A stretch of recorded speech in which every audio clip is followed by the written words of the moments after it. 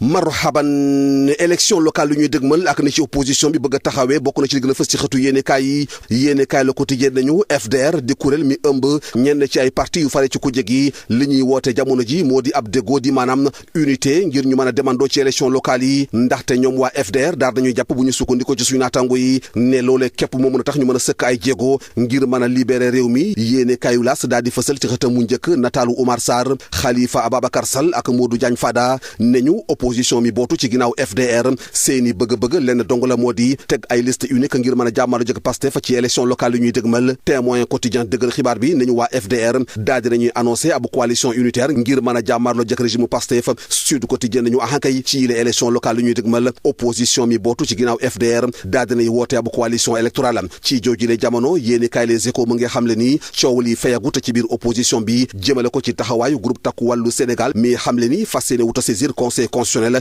ngir attaqué coppite yu ñu indi ci code électoral bi ñeel L29 bi ak L30 bi suñu naataango yi ne ñu honorable député Abdou Mbow daal dinay indi leeral ci mbir mi teg si nag daal di defante ba mu saf sapp ndaxte moom Abdou Mbow daal dinay xamle bu ñu sukkandikoo ci yéeni kaay Les Échos ne amut benn leçon bi ñu leen war a jox mii nar a bàyyee ko ci seen ay collègues ak képp ku mu manti doon nag Abdou Mbow yemu ci ndaxte daal dinay xamle ni ñoom bu ñu amee woon yéene teg ab groupe parlementaire bi nga xamante ne opposition bi yëpp a ci doon bootu dañoo lànkoon bi tëdd naaj bi teg si itam bu ñu doon dugal seen ay recours yu weesu ay député yu bëri yuy wax jamono jile tembe ya dañoo lànkoon ne duñu ko signé am Direct News nañu li tax Takku Wàllu Sénégal daal di tegandi ci suufa bi le recours ngir attaqué coppite code électoral bi loxoy Macky Sall génnuñ ci am ndaxte bu ñu sukkandikoo ci suñu naatangooy Direct News njiitu réewu Sénégal ba woon di Macky Sall moo daal di sakku ci waa groupe parlementaire Takku Wàllu Sénégal ngir ñu bañ a attaqué réforme bi ya Thérèse Faye ci biir yéeni kaay L'Observateur ne parti APR bi mu gis ni ak ni muy doxale te mu daal di koy jàppee ab opposition de salon mu ne du APR bi moo mën a tegaat loxo ci réew mi di Sénégal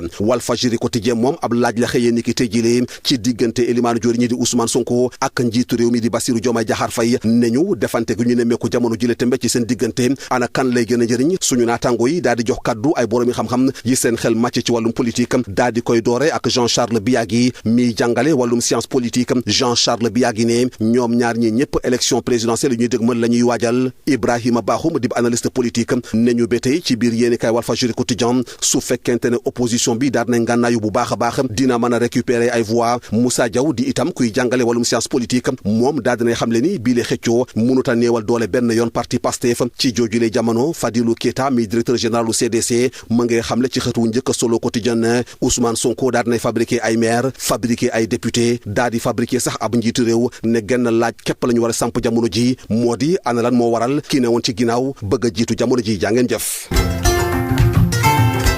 Les quotidiens parus ce jeudi mettent en exergue les orientations du chef de l'État en Conseil des ministres et la dernière résolution du Front pour la défense de la démocratie et de la République FDR. Le Soleil se fait l'écho des orientations du chef de l'État en Conseil des ministres concernant la relance de l'économie, la Tabaski, le pèlerinage de Popenguine, la prévention des inondations. Le journal souligne qu'en Conseil des ministres, le président Bassirou Diomaye Diakhar Faye a demandé la finalisation avant fin 2026 du projet de loi sur le patriotisme économique ainsi que des nouveaux codes des douanes et des impôts. Nos confrères rapportent également que le Premier ministre Ousmane Sonko a mis l'accent sur la sécurisation des documents administratifs. En politique, Les Échos annoncent que le Front pour la défense de la démocratie et de la République FDR travaille à des listes politiques d'opposition. Le journal écrit que cette plateforme de l'opposition a publié une résolution au ton particulièrement critique à l'endroit du régime en place. Dans ce document, la coalition d'opposition dresse un bilan sévère de la gestion du pouvoir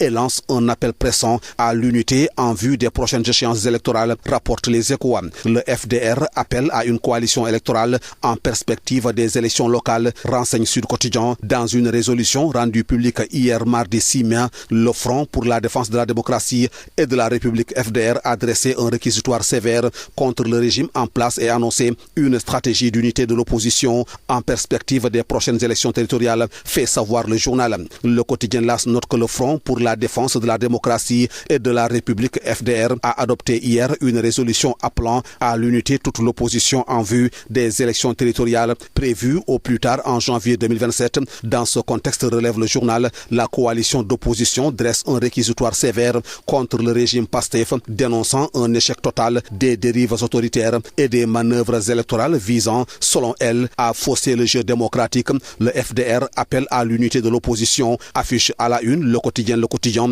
qui écrit, je cite, face à ce qu'il qualifie de dérives autoritaires et d'incurie économique du régime Pastef, le Front pour la défense de la démocratie et de la République FDR sonne l'alerte. Dans une résolution datée du 6 mai 2026, la coalition d'opposition appelle à la constitution d'un vaste front unitaire en vue des élections territoriales de janvier 2027. Walfadjri Quotidien, quant à lui, s'intéresse aux relations heurtées entre Ousmane Sonko et Bassirou Diomaye Diakhar Faye et demande à qui profite le duel. Selon nos confrères, la crise dans la majorité présidentielle est un secret de polichinelle. Elle s'est amplifiée avec la dernière sortie du président Faye, une situation qui fragilise la majorité avec un risque de dispersion des voix et des forces. Bonne et agréable lecture à toutes et à tous.